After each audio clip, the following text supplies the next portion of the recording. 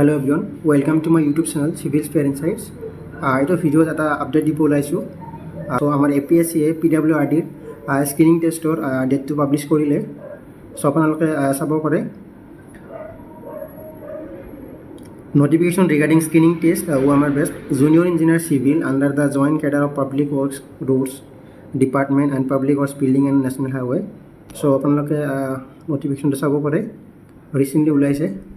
চ' আমাৰ স্ক্ৰিনিং টেষ্টটো ডেটটো দিছে আপোনাৰ 29 জুন।